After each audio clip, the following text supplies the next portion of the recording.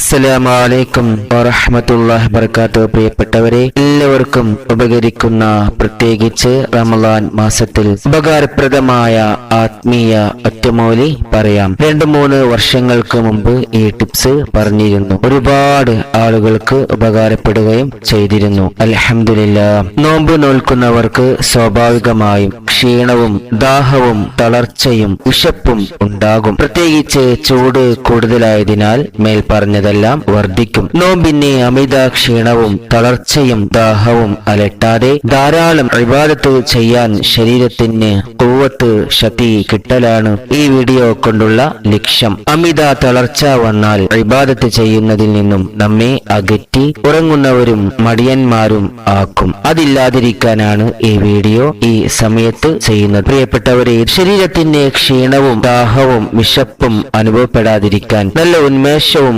ഉത്സാഹവും നമുക്ക് ഉണ്ടാകാൻ താഴെ പറയുന്ന 2 കാര്യങ്ങൾ ചെയ്യുക. മുജറബാത്തു ദൈറബി എന്ന കിതാബിൽ മഹാനായ ഷെയ്ഖ് അഹ്മദ് ദൈറബി റളിയല്ലാഹു അൻഹു പറയുന്നു, അല്ലാഹുവിന്റെ മഹത്തായ നാമങ്ങളിൽപ്പെട്ട യാ സ്വമദ് യാ അല്ലാഹ്, യാ സ്വമദ് യാ അല്ലാഹ്, യാ സ്വമദ് യാ അല്ലാഹ്, നിരാശ്രയൻ എന്നാണ് ഈ ഇസ്മിന്റെ അർത്ഥം. ഈ ഇസ്മ് പതിവായി ചൊല്ലി വന്നാൽ വിശപ്പും ദാഹവും അകലും, ഭക്ഷണ പാനീയങ്ങൾ ഇല്ലാതെ ജീവിക്കാൻ കഴിയും. മുൻകഴിഞ്ഞു പോയ ഔലിയാക്കന്മാരൊക്കെ ചൊല്ലിയിരുന്ന ദിക്റാണിത്. ആരെങ്കിലും യാ സ്വമദ് യാ അല്ലാഹ് എന്ന ഇസ്മ് 134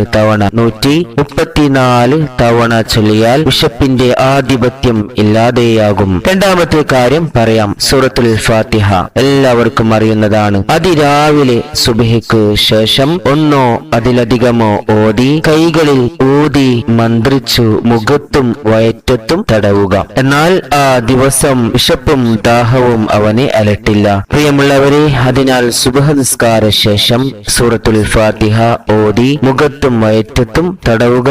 ശേഷം യാ സ്വമദ് യാ അല്ലാഹ്, യാ സ്വമദ് യാ അല്ലാഹ് എന്ന ഇസ്മ 134 തവണ ചൊല്ലി ദുആ ചെയ്യുക. ചെയ്തു നോക്കുക. എല്ലാവരും കമന്റ് ചെയ്യുക. അസ്സലാമു അലൈക്കും വറഹ്മത്തുള്ളാഹി വബറകാതുഹു.